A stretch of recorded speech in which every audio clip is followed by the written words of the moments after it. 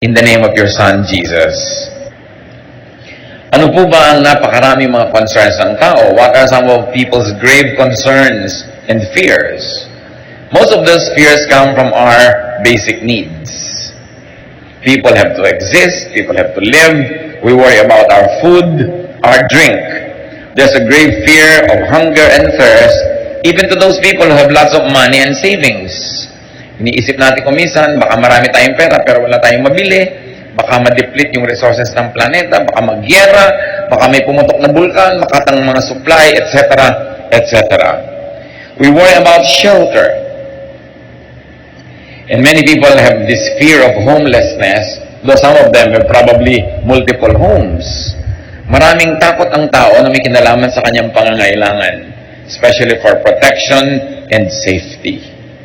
People are afraid. Natatakot tayo sa kapwa-tao, natatakot tayo sa mga hayop, mga insekto, natatakot tayo sa kulog, sa kidlat, sa bagyo, sa baha, sa El Nino, sa La Nina, sa mga bulkang sumasabog, kung ano-ano pa. And of course, people fear death.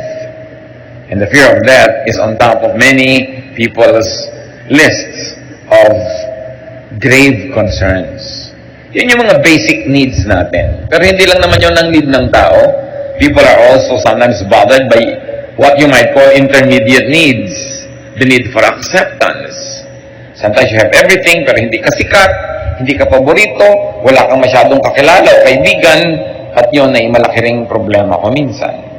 We need affirmation. Dapat natin nadidinig, very good, you are welcome, ang ganda mo, ang ganda ng damit mo. Hindi tayo sapat na nasisiyahan na gusto natin ang itsura natin, kailangan gusto rin ang kapwa natin. We need affirmation. And we need comfort. Physical comfort, spiritual and emotional comfort.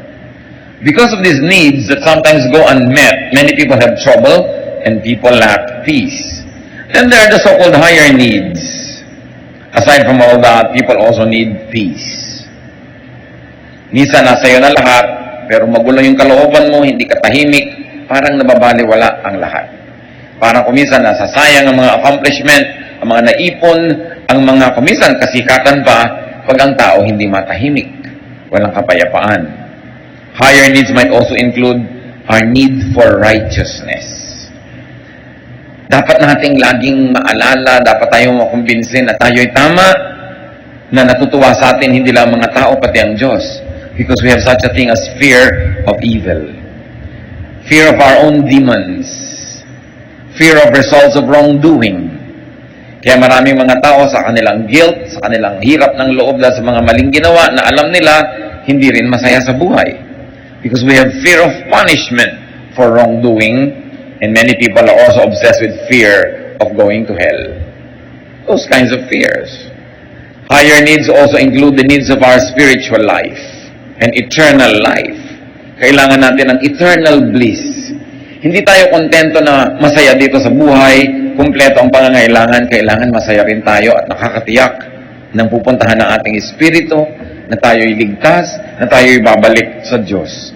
People need assurances of heaven after this life. Paano ang lahat-lahat ng yan matutugunan? Ang dami. May physical need, may emotional need, merong spiritual need, merong social need. At kung i-grade pa yan ng mga sociologists and psychologists, meron siyang basic, may intermediate, at merong higher needs.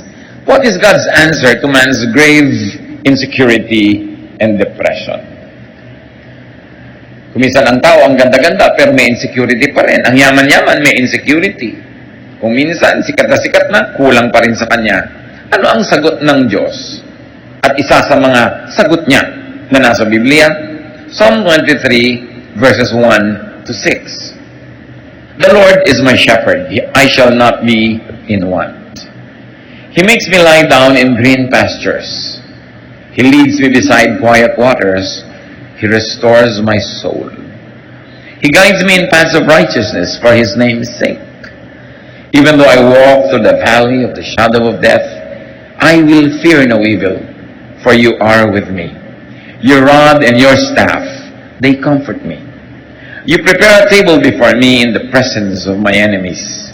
You anoint my head with oil. My cup overflows. Surely goodness and love will follow me all the days of my life, and I will dwell in the house of the Lord forever. One of the most powerful and famous chapters of the Old Testament, Psalm 23. You can imagine the psalmist, nung ito ay binigkas, sinulat, nilikha, at inawit-awit at pinaulit-ulit awitin. Ano kaya ang kalagayan niya? Maaaring siya ay isang mananampalataya na siguradong-sigurado sa kalagayan niya sa Diyos. At inisa-isa lang niya dito kung ba't siya sigurado. Inilistan niya para malaman ng iba, marinig ng iba, at nang tulad niya, maging sigurado rin sila sa kanilang mga buhay. Pero pwede rin baligtad. Pwedeng isa rin itong mananampalataya na hindi sigurado. Nag-aalinlangan, nangangapa, may insecure. At sa kanyang mga pagbubulay-bulay, sa kanyang mga araw, gabi ng takot, lungkot, pangamba, nervyos, hinanap niya ang maaaring maging dahilan para siya magkaroon ng kapayapaan. At anong kanyang ginawa? Ipinaalala niya sa sarili niya kung sino siya. At kumbaga siya ay tupa kung sino ang kanyang pastol. At inisa-isa niya ang dapat niyang maalala at maisip para mawala ang kanyang takot, lungkot, pangamba. So maaari itong mag-apply kahit kanino sa atin. Kung kayo yung secure na secure sa buhay, recite this, sing this, memorize this, share this with people so that they too may be like you. Secure, quiet, peaceful, happy, contented. Pero kung kayo naman yung kabaligtiran, insecure, afraid, bothered, troubled, upset, anxious, stressed, etc., etc., dapat din gawin, pag-aralan ang chapter na ito, memoryahin, bigkasin, isa ulo, isa isip, isa buhay. At kung dinadalaw tayo ng ganung mga uri ng mga takot at pangamba, mulit-muli balikan, alalahanin, kantahin, tulain, basahin itong Psalm 23. Ano yung mga pinag-usapan nating nagpapahirap ng loob ng taong pangangailangan niya? Food, drink, and shelter. Basic needs. Anong sagot ng Panginoon? Psalm 23:2. He makes me lie down in green pastures. He leads me beside quiet waters. Para sa mga tupa, wala namang mahalaga kundi damo at tubig. Kaya lang ang mga tupa sa Israel, kung merong dapat ma-insecure na mga tupa, sila yon. Kasi most of Israel is a desert or was a desert. So konti ang damo. At lalong konti ang tubig. Isa lang ang ilog dun yung Jordan.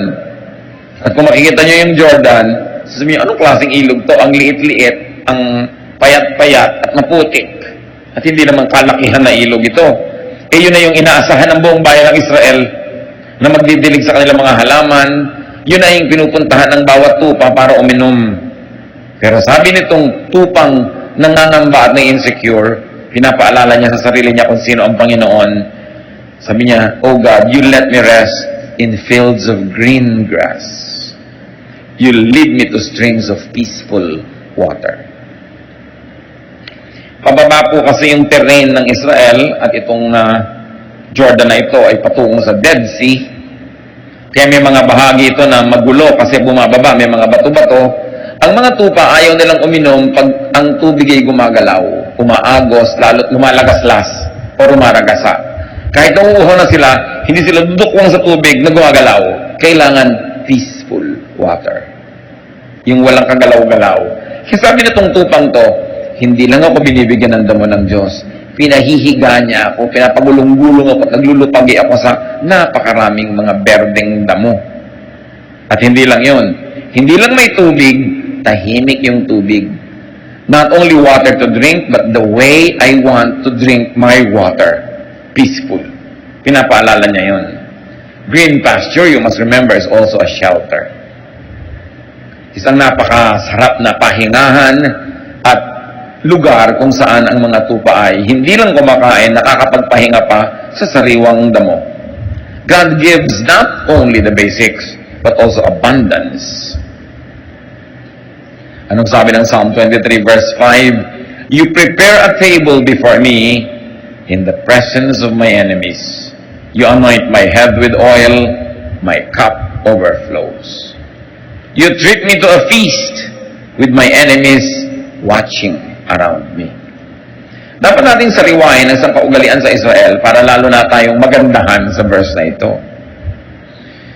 Ang mga desert dwellers, mga nakatira sa mga tent, pag may mga dumadaan at kanilang tinanggap sa kanilang tent at pinakain, sumalo sila doon sa tent. Tulad ng ginawa ni Abraham nung dumating ang Diyos at yung mga kasama niyang anghel, hindi naman sa loob ng tent yun eh. Outside the tent, merong extension yung tent para lang huwag mainitan yung nakaupo dun sa labas sa carpet at hindi yun sa loob ng tent para presko. Doon nagpapakain yung mga may-ari ng tent na yan. Sa maliliit na mga dulang, kumisan nilalatag lang nila doon sa carpet yung kakainin nila at kitang-kita ng ibang mga tent dwellers, may bisita pala si kapitbahay kasi hindi sa loob kumakain. Ang ibig sabihin nun, pag ako'y may bahay, pinakain kita at sumalo ako sa'yo, walang pwedeng gumalaw sa'yo sa lahat ng mga taga rito. Dadaan muna sila sa akin. Sabi nga ng matatanda, dadaan muna sa ibabaw ng aking malamig na bangkay bago sila makarating sa'yo. So anong ibig sabihin? Na yung shepherd prepares a feast for you in the presence of your enemies. Sinasabi ng ating shepherd, walang makakagalaw sa kanya mga tupa na hindi mo nadadaan sa kanya. At willing siya na ibigay maging ang kanyang buhay to protect us from our enemy. Of course, we have earthly, worldly enemies, but more than that, we have our spiritual enemy, Satan. At sinasabi ng Panginoon, our shepherd, mamamatay na muna ako bago mo siya mapatay.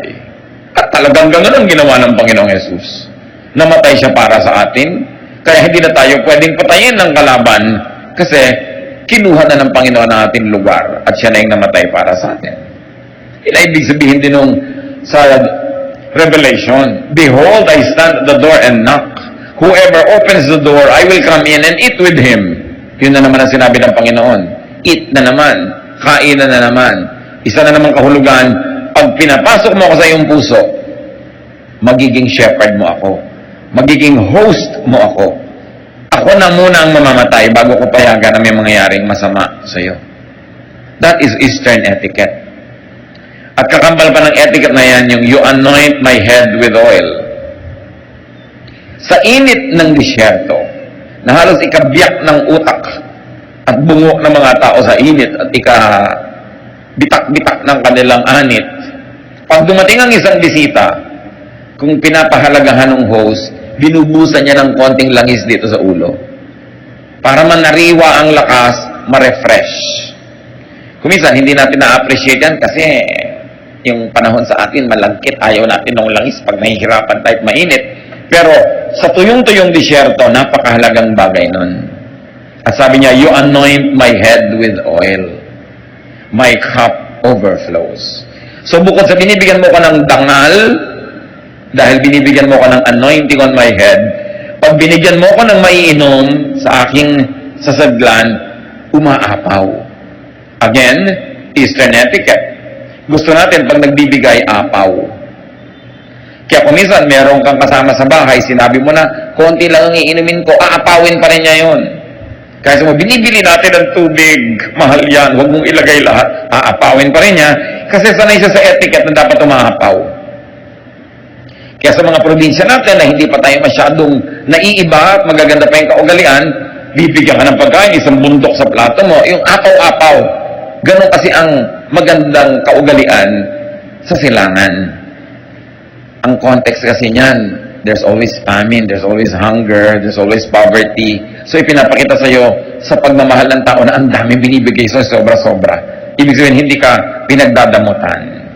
Kaya sa Luke 6:38, ang sabi, give and it will be given to you, a good measure, pressed down, shaken together, and running over will be poured into your lap. So yun daw, apaw-apaw, sobra-sobrang ibibigay sa iyo, ganun din magbigay ang Diyos. What was God's answer through Psalm 23, to man's need for safety and protection. Isa pa yung kailangan ng tao, yung iniisip niya. Psalm 23:1, the Lord is my shepherd. Ang ganda-ganda ng relasyon ng tupa at ng pastol. Kasi talaga po, ang tupa, matigas ang ulo, makakalimutin, at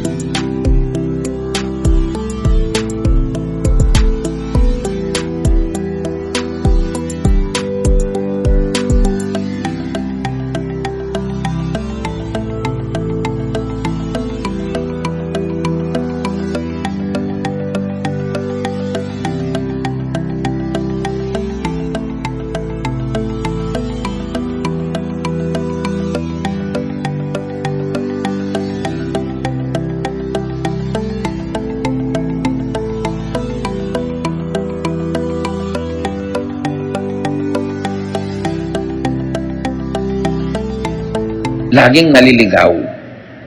Kaya gano'n ang tawag sa atin, tupa tayo, at yung pastol ang Panginoon. Ang pastol, kung sila'y naglalakad, pila-pila, hindi naman pwedeng sabay-sabay. Kadalasan dumadaan sila sa makikitid na mga landas, dumadaan sila sa mga bukid na may tanim dito, may tanim doon, kaya kailangan sa gitna lang sila dumaan, o kaya sa gilid ng bundok na pwede ka mahulog, kaya isa lang linya. Either ang shepherd nando sa una, susunod sa kanya yung sumusunod, at yung kasunod, sumusunod. Kasi ang mga tupa, sumusunod lang kung sino yung nasa una. Kaya yung mga nandaraya, pupunta doon sa una, ililigaw yung mga tupa, naliligaw lahat. Di ba ganun din sa spiritual life? Sumusunod ka doon sa umuuna, yung nagpapauso, yung pinaniniwalaan mo, ang dali-daling iligaw ng tao. Pag hindi ang Panginoon yung nasa una. Pwede rin na ang shepherd nasa dulo. Nasa malayong dulo siya ng pila.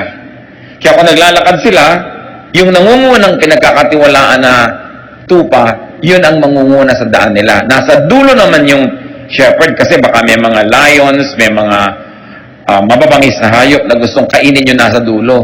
O baka yung mga nasa dulo, pag hindi nabantayan, maligaw, magkamali, wala nang makakaalam. So madalas nasa dulo yung shepherd. At pagka dumadaan sila halimbawa sa mga parang maisan o taniman ng trigo, yung mga tupa ko minsan, kumakagat-kagat doon sa mga prutas doon, kumakain kayo na hindi dapat, nakikiraan lang sila. Yung shepherd, may bato yan, babatuhin niya sa malayo, tatamaan naman si tupa. Maaalala nito pa, ay oo nga pala, hindi ako dapat pagmerienda dito, hindi ito amin. Tutuloy na siya. At yung shepherd, di ba ang tungkod doon parang question mark? Kasi pag may lumiliko na tupa, hihilahin yung leeg, babalik ka. Nahihila ka na gano'n. Sakit. Pero babalik ka. Ganon din tayo. Pag naliligaw ng landas, hinihila ka ng Panginoon, masakit. Parang sabi, ay, pinapalo yata ako ng Diyos. Hindi ka pinapalo. Hinihila ka lang nung kanyang, tungkod na nakaliko talaga yung dulo. Yun ang purpose nun. Ayaw mong masaktan, stay in line. No? Huwag kang lumiko sa kaliwa, sa kanan, diretso ka, at hindi ka mahihila ng ganon. So, ganun yung relasyon ng tupa. Eto pa, ang shepherd. Pag may sasalakay ng mga wild beasts na gustong kainin ng tupa, yan ang humaharap. Kaya yung tungkod niya, yung rod and staff niya, hindi lang niya pang disiplina yun sa tupa, panglaban naman niya yun sa mga leon, sa mga mababangis na hayop, para i-protect niya. And it is not unusual for a shepherd to die for his sheep. Yun yung relasyon. Ang shepherd, pagka gabi na at matutulog sila sa isang lugar, pag umagang-umaga na at aalis na sila, meron siyang sipol o kanta o huni, madidinig ng mga tupa niya yon, susunod na sila at lalabas. Bakit? Kasi po, pagka ang mga tupa ay nandun sa desert, hindi lang naman sila ang tupa sa balat ng lupa. Marami pang iba. Marami rin ibang shepherd.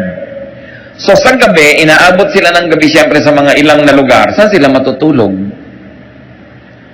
I have seen some of these structures in Africa na maaaring kamukha ng mga nandoon din sa Israel, na merong mga matataas na mga tinik, yung mga matitinik na mga sanga, iniipon niya ng mga katutubo, ginagawang parang bakod.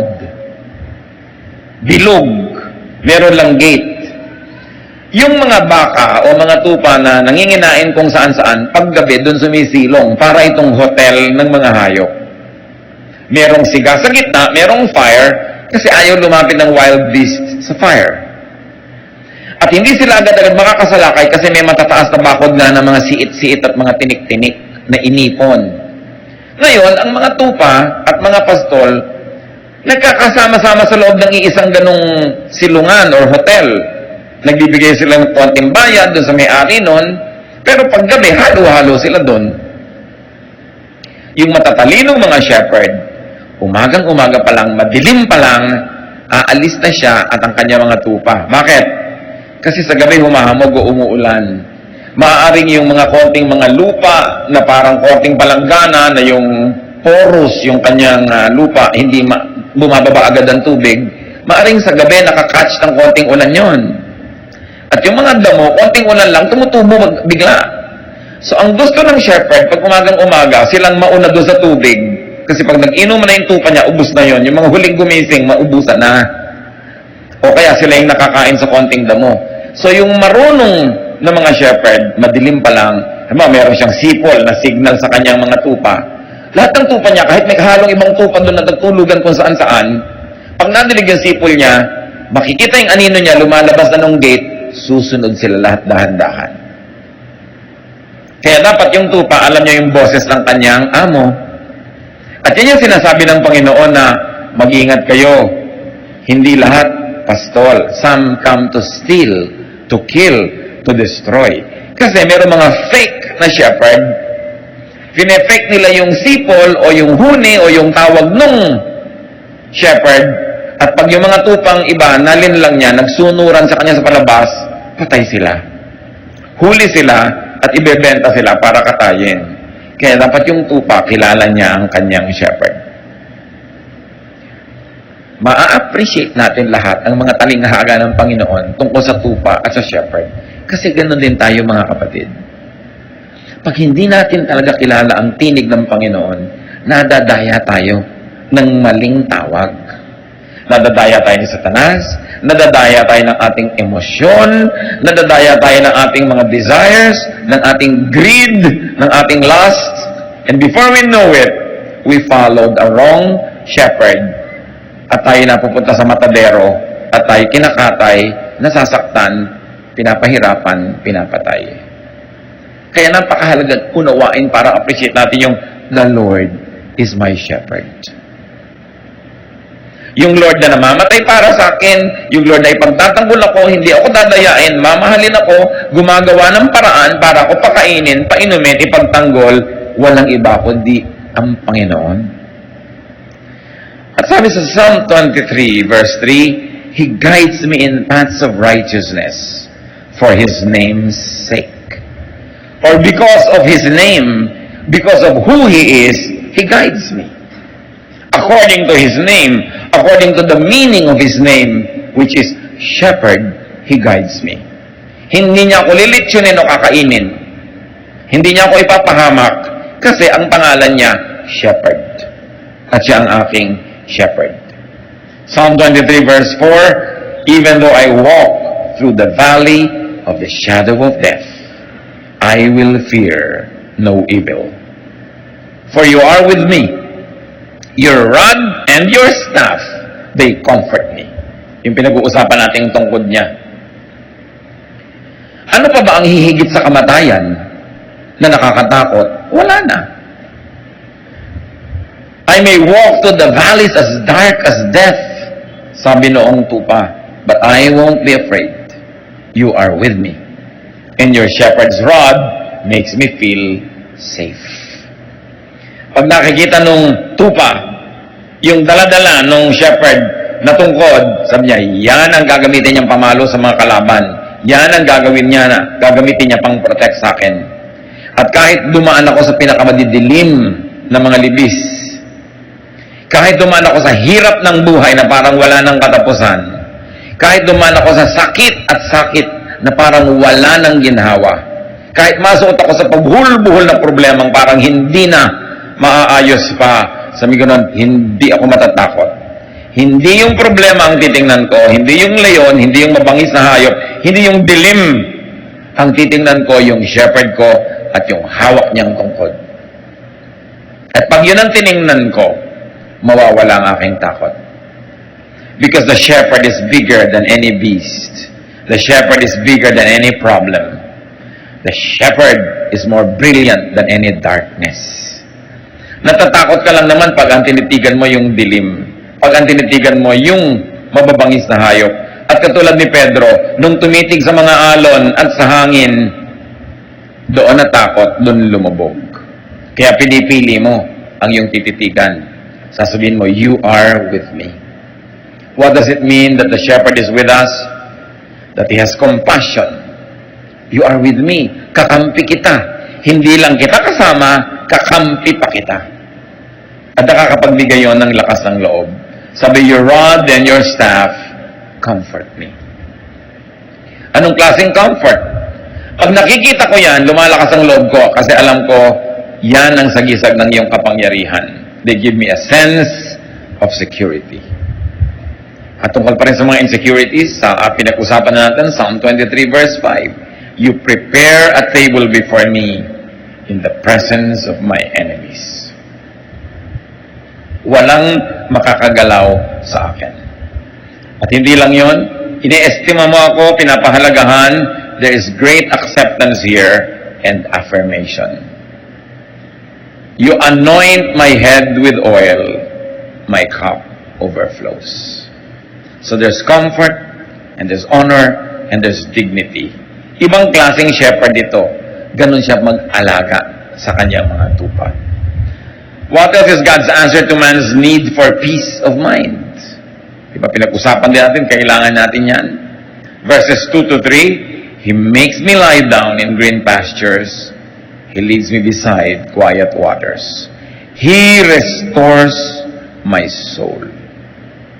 He guides me in paths of righteousness for His name's sake. Kailangan natin yan to restore, to be restored. Yung mga nervyos, humupa. Yung mga takot, mawala. Yung mga pangamba, maalis sa ating buhay. At tayo ay matahimik. At ito sinasagisag nung green pastures. It doesn't only feed, it also refreshes. It also empowers. Quiet waters.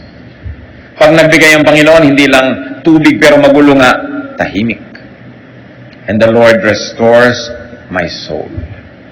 Emotional, spiritual rest. Just thinking of the Lord and remembering who He is already gives you the greatest therapy. What is God's answer to man's need for righteousness? Well, human beings, as we have said, need to be righteous. To feel righteous and to be treated as righteous. Psalm 23:3, He restores my soul.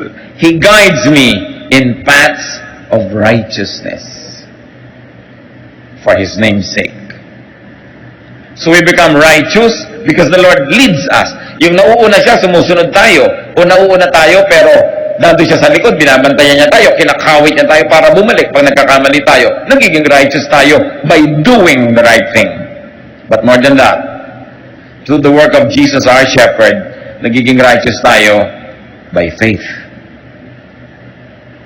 Dalawang paraan para maging matuwid, banal, malinis. One, magpakatuwid ka, magpakabanal ka, magpakalinis ka. Do it, accomplish it through hard work. Pwede yon. When all else fails, pag kinulang, charge to the cross. Because by believing in Jesus as your Savior and Lord, your belief makes you righteous. Yan ang tinatawag nating saved by faith. Righteous, made righteous by faith. At napakalinaw ng teaching ng New Testament dyan, mga kapatid. Pag nananalig ka kay Jesus, nagpaligtas ka kay Jesus, Panginoon at tagapagligtas mo siya, yon biglang magiging righteous ka sa tingin ng langit. Kahit ang totoo, tad-tad ka ng kasalanan. Pero pinagsisihan mo, tinalikuran mo, nagpahugas ka sa dugo ni Jesus, righteous ang tingin sa'yo ng Diyos. Kasi hindi na yung kasalanan mong nakikita, yung dugo ni Jesus na ipinanguhugas sa iyong kasalanan. So, two ways to be righteous, by doing it or by receiving righteousness through faith. At ang tunay na mananampalataya, ina-apply pareho yon. You know that you are made righteous by faith, but you also do what you can up to your utmost so you could be actually righteous by works, not only righteous by faith. Pagkasama, magkakambal, ginagawa pareho. And because of that, the true believer remembers the blood of the Lamb, the shepherd that became the lamb. Biruin niyo yung mga imagery na yan.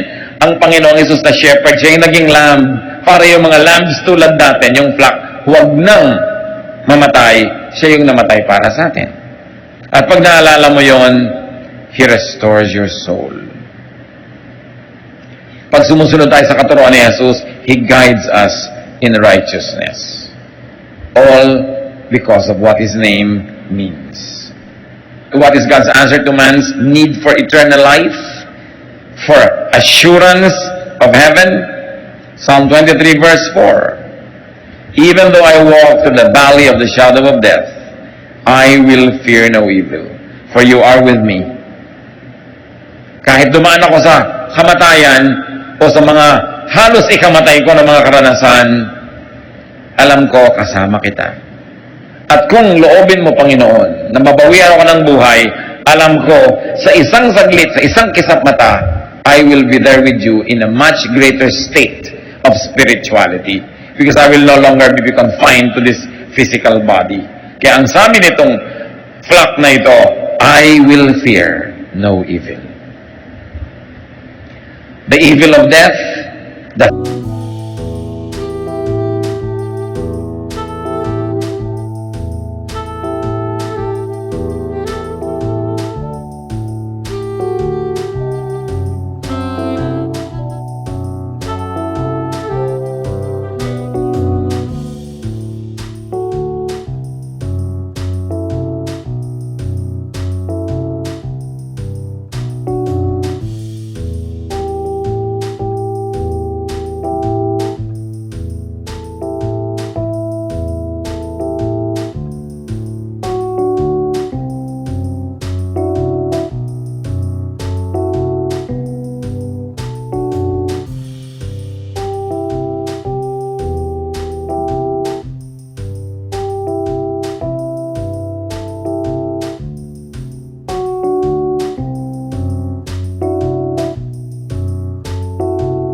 threat of death, the evil spirits that scare me with death, I will fear no evil. Why? Because you are with me. And because of all of this, Psalm 23 verse 6, surely goodness and love will follow me all the days of my life, and I will dwell in the house of the Lord forever. Nakakatiyak yung tupa na dahil kilala niya ang kanyang shepherd, he or she will dwell in the house of the Lord forever. Dahil saan siya dadali ng shepherd niya? Sa house of the Lord. Sa eternal life, in the presence of God, our Father, our Creator. Sabi niya, surely goodness will follow me. What goodness? Whose goodness? God's goodness. I may not always be good, but God's goodness will always be with me because He is my shepherd. And God's love, I may not always be loving, but God's love will prevail. God's stubborn love will keep loving me, even though there are moments when I become very unlovable. So I feel secure. At pwede rin basahin ito mga kapatid, dahil secure ako, dahil ang Lord ang shepherd ko, dahil nakakatiyak ako, surely goodness, and love, my love, will follow me all the days of my life. In other words, I will not only be a recipient of God's love and goodness, but because of God's love and goodness to me, I will also be a dispenser and a giver and a channel of goodness and love to others. Bakit pa nga naman hindi magiging loving and good kung secure ka naman sa Panginoon? Bakit ka magiging madamot kung alam mo naman na ang Panginoon ang nagbibigay sa iyo at kung ibinigay mo sa tamang paraan sa mas higit na ngangailangan, alam mong papalitan ng Panginoon. So, goodness and love will follow you everywhere you go. Because you know who you are. Alam mo na ang shepherd mo ang Panginoon, may hahanap ka niya ng tubig, may hanap ka niya ng pagkain, may hanap ka niya ng kanlungan, ipagtatanggol ka niya, magiging mas mabait ka ngayon. Kaya lang naman tayo kumisa nagiging mabangis, kasi natatakot tayong maubusan. Pero kung wala na yung takot mong maubusan, mapagbigay ka na. Dapat. Kaya ka lang naman kumisan makasarili kasi akala mo wala na, baka magutom ka. Eh kung alam mong may shepherd ka, magsishare ka. Wala nang dahilan yung mga tao na nanalig sa Panginoon, nakakatiyak ng buhay na walang hanggan, at nakakatanggap ng mga blessings sa buhay na ito, wala nang dahilan para ka maging maramot. Para hindi maging mapagbigay, mapagpatawad, kasi nakatanggap ka rin ng pagpapatawad ng Panginoon. Wala nang dahilan para maging masungit ka pa sa iba, samantalang puro kabaitan ng Diyos ang tinatanggap mo. Walang dahilan para hindi ka maging katulad ng iyong shepherd. Kaya sabi, surely, goodness and love will follow me all the days of my life. I will always receive goodness and love from God, and I will always give goodness and love to my fellow men. I will be a little shepherd to other people. Walang mas mataas sa pagtanaw ng utang na loob sa ating shepherd, kundi sa maging munting mga shepherd din tayo sa iba. Ang pinakamabisang pagpapasalamat sa Panginoon ay yung ibahagi din natin sa iba, yung tinatanggap natin sa Kanya. Napakainam na isipin yon, sapagkat may dahilan ka naman to be secure. And I will be in the house of the Lord forever. How do we receive God's answer to man's needs? Paano yun mangyayari? How do you receive God's solution to the problems? How do you receive God's blessings? Nasa verse 1 ang sikreto. Psalm 23 verse 1. The Lord is my shepherd. I shall not be in want. So you don't want these insecurities, or you want them minimized, removed from your life, or if you are not having these insecurities now, you don't want them ever, make God your shepherd. Make God your leader, protector, and provider. Kuminsan kasi mali yung sinusundan natin. Mali yung Diyos natin. Mali yung ating shepherd. Kung kani-kanino tayo nakikinig, nagpapa-impluensya, nervyos tuloy yung inaabot natin, insecurity, fear. Make God your shepherd. He will not be automatically be your shepherd. You've got to invite God. Sabi niya, I stand at the door and knock. Whoever opens the door, I will come in and eat with him. Para yung rule na if P then Q. If the Lord is my shepherd, then I shall not be in want. When hungry or thirsty, in a physical, emotional, or spiritual way, when broken or afraid, when you walk through your valley of the shadow of death, when alone or lonely, when troubled or anxious or depressed, ask the Lord to be your shepherd. He is only a prayer away. Kumisan malakas ang loob mong pumunta sa isang lugar, biglang nalaman mo na lang, na-trap ka na pala, isa na palang dark valley. Call on God. Ask Jesus to rescue you. Tulad ng ginawa ni Peter nung lumulubog na siya doon sa tubig. Dati naglalakad siya, pero lumubog. Sabi niya, Lord, save me. Kung kayo ngayon ay nasa isang valley ng buhay nyo, ask God to hold you by the hand, to be your shepherd, and to take you out of that mess. Because God promises to be there. Huwag kayong kakapit sa patalim. Sabi, nagigipit ako, kakapit ako sa patalim.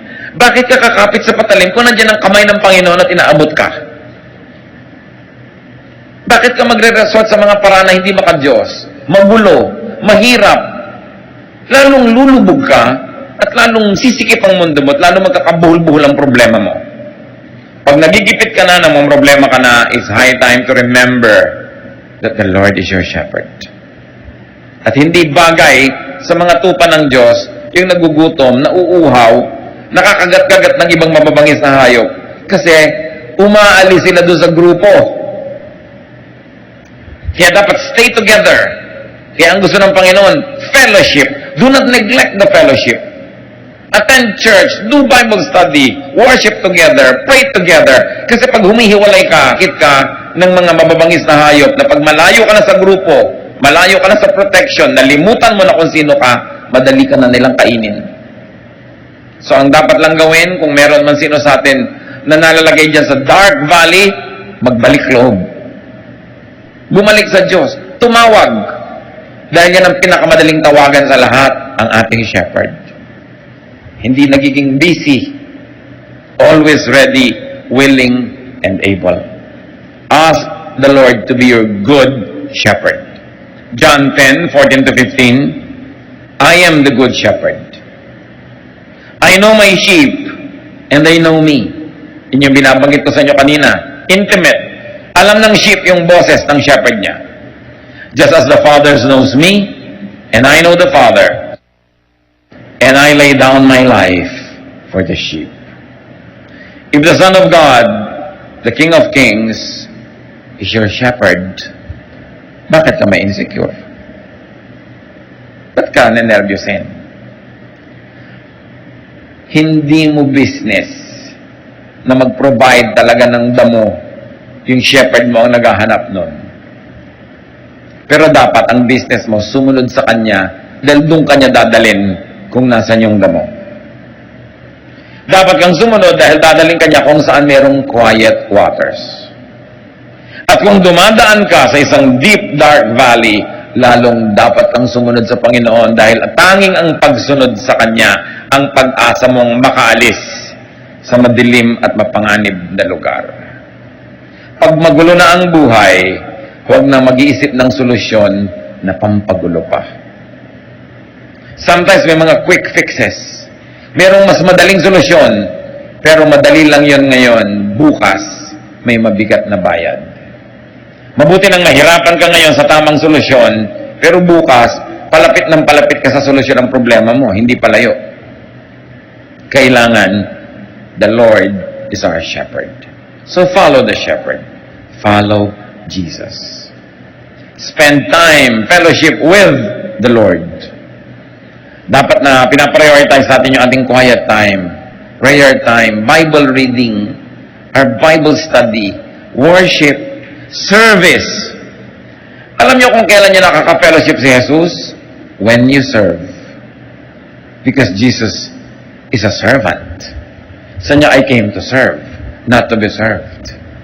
So when we are serving, when we are doing God's work, we are side by side with Jesus. Sabi niya, my food is to do the work of Him who sent me. One of the best ways to fellowship with Jesus is to do the work of Jesus. Because you will be in the same team. Be the Lord's flock, and He will be your loving shepherd.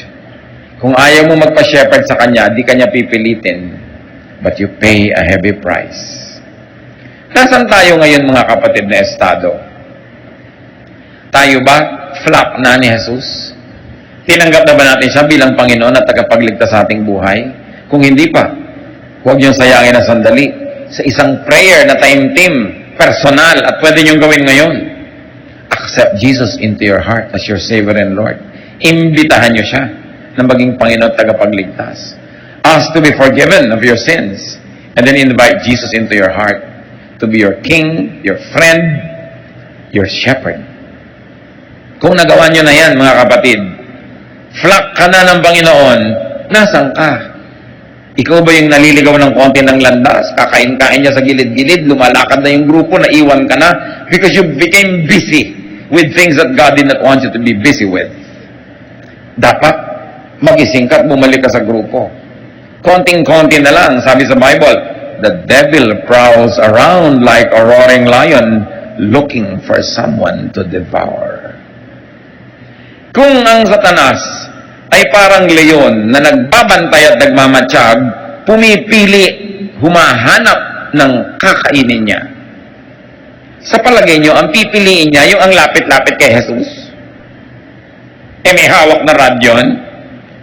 niya, itong babaeng itong nakaasul, medyo malayo-layo. No? Ito ang madaling kagat-kagatin, wala itong proteksyon. No? Nasa gilid-gilid. Ang lalaking itong nakapula, pwede ito. Ang babaeng itong naka-Adidas. Alam niyo ba na kahit ngayon nakabantay si Satanas? Nagkaantay siyang malingat kang malibang lumayo.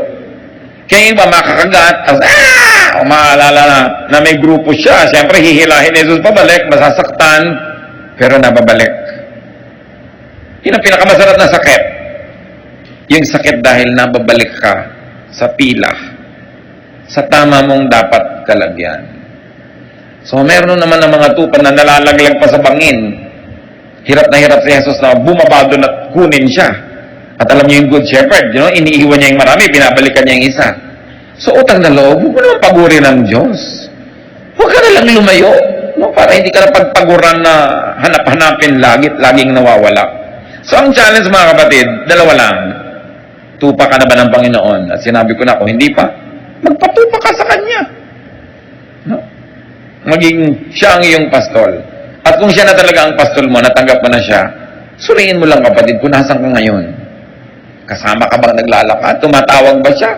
Inaantok ka pa, sipol na siya ng sipol, ayaw pang bumangon. Aalis na yung grupo. Nakikinig ba tayo? Nagpapapigil ba tayo kung pinipigil? Sumusunod ba tayo pag pinapasunod? Ama namin sa langit, salamat sa mga paalala. Ayaw namin na magkaroon kami ng mga takot, pangamba, insecurity. Lagi mong ipaalala sa amin kung sino kayo. Kung sino ang iyong anak na si Jesus sa aming buhay. Na siya ang aming pastol.